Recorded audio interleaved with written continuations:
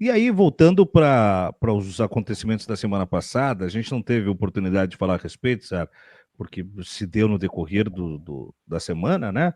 Mas nós tivemos ali aquela cena patética no Congresso de deputados fazendo uma algazarra, tomando a cadeira do presidente da Câmara, de Júlia Zanata levando bebê, dos caras tentando fazer uma espécie de um corredor humano ali, né? Enfim. E um deles, que é um caso que me pegou, o Marcos Polon, ele foi sancionado, né? Nós tivemos 5 ou 6 deputados colocados na lista do presidente Hugo Mota para serem afastados pelo período de 6 meses, né? E ele alega que ele estava lá porque era autista. E aí ele não estava entendendo o que estava acontecendo. Isso é fantástico, gente. É fantástico mesmo, assim. É a primeira vez que eu ouço ele falar a respeito disso. Eu quero trazer esse trechinho porque, obviamente, né, ele foi muito criticado por essa sua defesa frágil e ele falou a respeito disso, tem 1 minutinho e pouco, mas eu faço questão da gente ouvir o Marcos Polon, que agora bota inclusive um bonezinho, se você enxergar na aba do boné, tem o símbolo ali do quebra-cabeça e tal, que remete ao espectro. Eu nunca tinha a informação essa do Marcos Polon, essa foi a primeira vez que me pegou de surpresa. Agora, vocês terem coragem de publicar isso é muito baixo. A maldade da imprensa vil do Brasil não tem limite. É nojento. Eu fiz um vídeo dizendo que o Marcel Van Hatten estava ali comigo, me ajudando e me dando suporte, porque eu sou autista e não tinha condição de entender a bagunça na hora. Em momento algum eu disse que não sabia o que estava fazendo, o que estava acontecendo.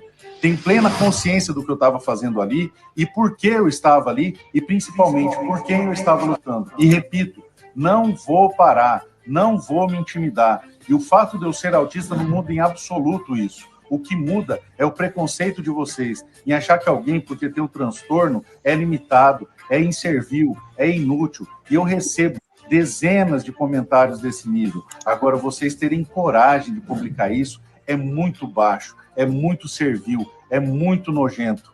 Eu sou advogado, sou professor universitário, casei, tenho 5 filhos e tenho uma vida funcional. O autismo me limita sim, mas não afeta o meu discernimento. Apesar das minhas dificuldades, eu continuo lutando, continuo vencendo, e quando publicizei o meu diagnóstico, fiz exclusivamente porque eu sei que esse preconceito existe e que vocês despejam esse balde de lixo em cima dos mais fracos, dos mais humildes. Só que sobre mim isso não vai prosperar. Eu não vou me curvar, eu não tenho medo de vocês.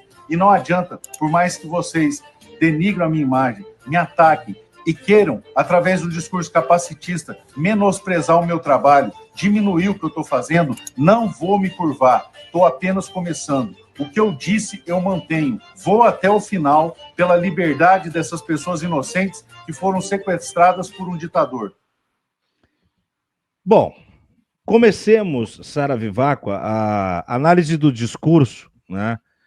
Porque algumas coisas me pegam muito, tá? O Marcos Polon é um dos maiores lobistas no Congresso da bancada da bala, tá?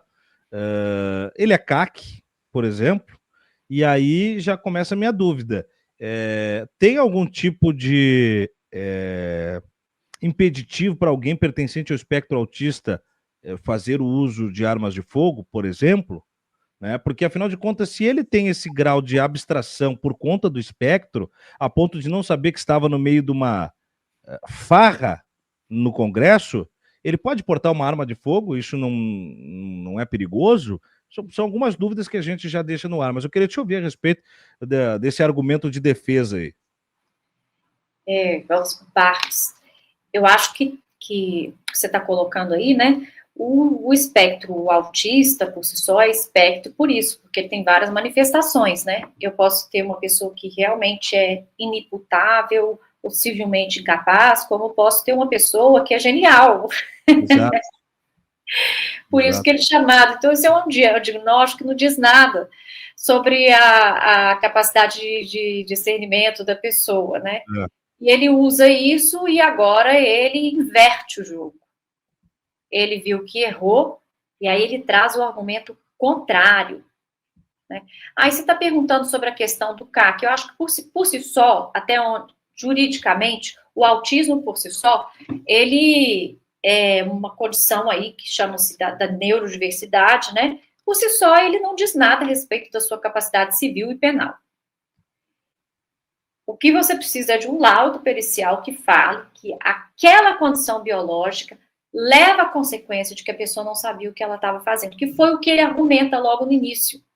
Uhum. Então, quando ele argumenta que não teve culpa porque não sabia o que estava fazendo, ele está confirmando os fatos, de que havia um motim, de que ele fez estava errado, né? Ele está só excluindo a culpabilidade dos fatos que ele está admitindo. Pegou muito mal nas redes, e aí ele faz o argumento contrário. Ele vai acusar as pessoas daquilo que ele está fazendo. Isso é tão do fascismo, né? Acusar aquilo do que você faz. Então, ele faz o discurso capacitista, sai pela culatra.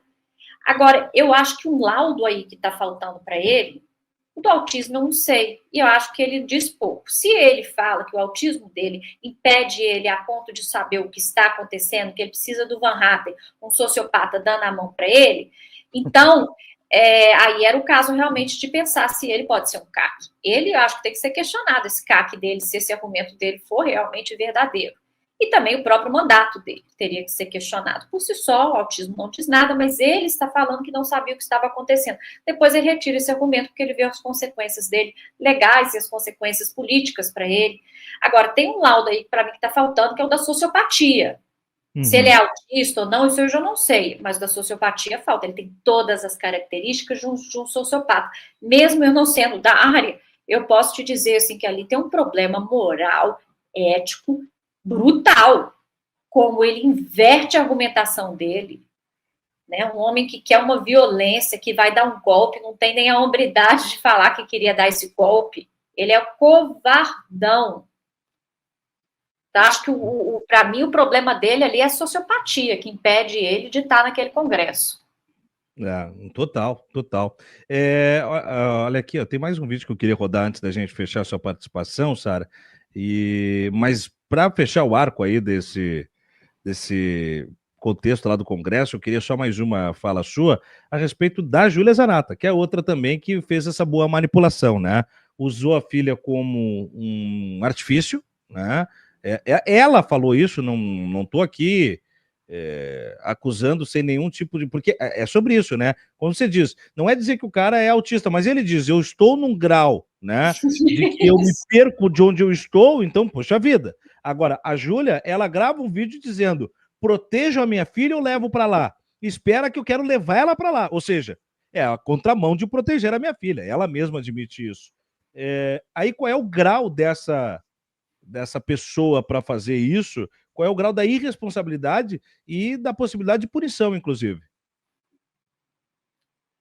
Do caso da Júlia Zanatta, eu acho que com certeza essas pessoas podem ter um processo, pode começar tudo com um processo disciplinar, né?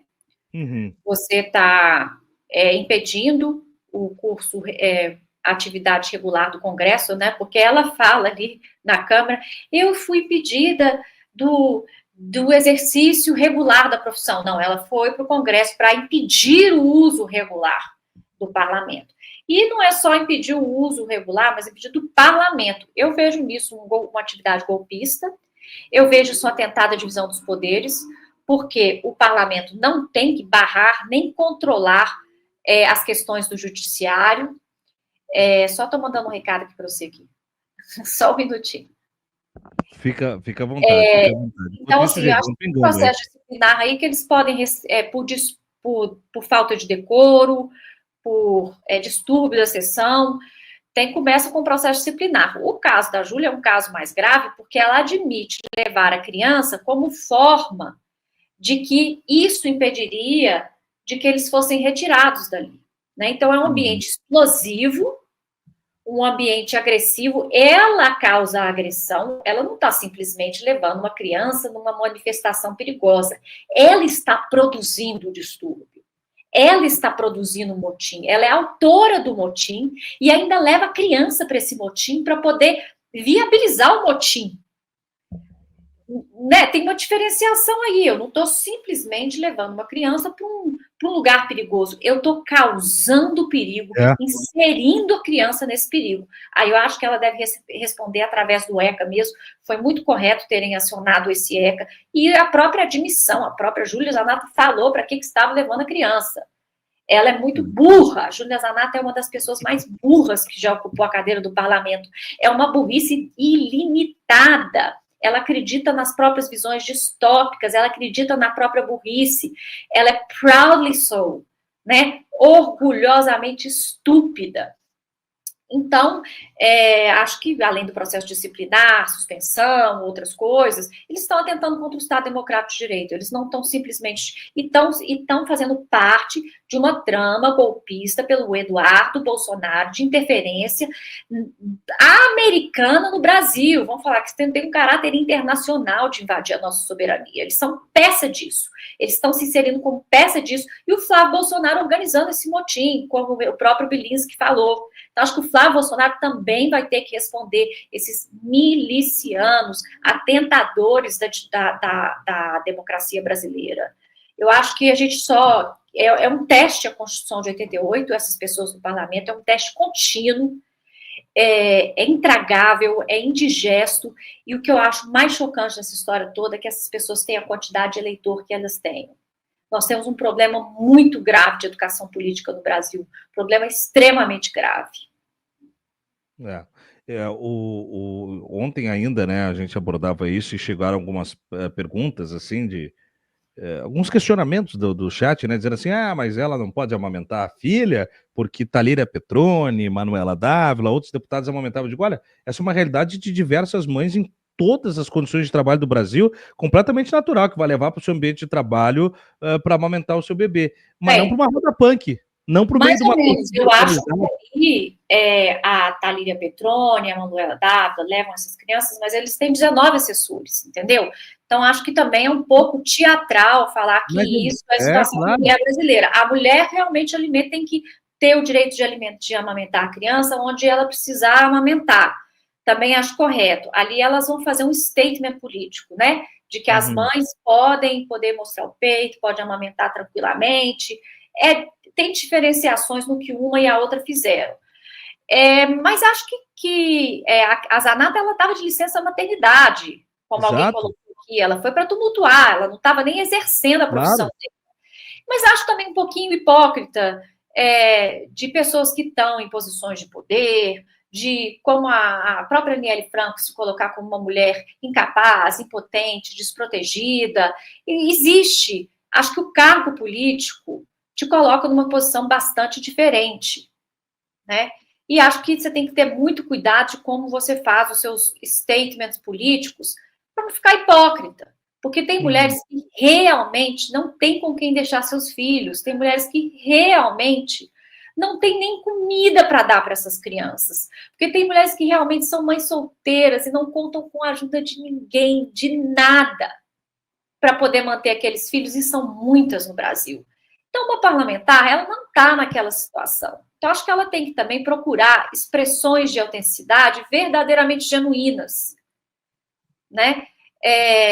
E, claro, elas estão querendo fazer um statement político aí. Eu lembro da Manuela Dávila falando que não podia ir na liberação do Lula da prisão ali, porque ela tinha aula de balé das filhas e aquilo era uma prioridade. Eu acho que tem que ter um pouco de cuidado também, sabe, com essa estilização da figura materna quando ela não é verdadeiramente muito honesta. E agora, o caso da Júlia é um caso completamente diferente. Ela não estava nem exercendo, ela está de licença maternidade. É uma mulher rica, é uma mulher que deve ter uma babá vestida de branco para ir no shopping Guatemi ou no shopping que for, né? E ela usou a criança como escudo. Eu vou criar uma situação de perigo e vou usar essa criança para a situação de perigo para que ela perpetue a situação de perigo, que ninguém possa fazer nada comigo. Então, é aí que eu ia chegar. Eu ia dizer o seguinte, onde o meu argumento é levar, é que, independente dessas parlamentares que levam os bebês, além dessa rede estrutural de assessoria, tem espaço dentro do prédio que é adequado para esse tipo de situação, que não lá no na hostilidade daquela circunstância. Então, quando vem esse argumento, me incomoda com o seguinte, ó, é como se quisesse deslegitimar o leitamento materno. Mas a mãe não vai levar um bebê para amamentar no meio de uma roda punk, no meio de uma torcida organizada, no meio da Avenida Paulista, né? Então, só um pouquinho. São circunstâncias diferentes, você tem que ter o mínimo da razoabilidade para esse argumento, né? De novo, é inevitável, Júlia Zanatta não está mais sobre o direito da licença maternidade, tem uma votação, ela tem que ir na madrugada, não sei o quê. Não seria lá na comissão que ela faria isso. Ela iria para o espaço adequado, amamenta o bebê nos 10, 20 minutos, já entrega esse bebê para um pai, uma mãe, para um pai, para uma avó, ou para um assessor que possa levar ele para um lugar de segurança, faz o seu trabalho e volta para essa condição. Então, não é o caso. Ninguém vai poder usar nenhum argumento de outro parlamentar, outra parlamentar que levou o filho sobre essa premissa, né? Então, aí que eu queria chegar, assim, é muito frágil, é muito facilmente derrubável a ideia de que ela não tinha alternativa, né? De que não tinha escolha, né? Absolutamente implausível.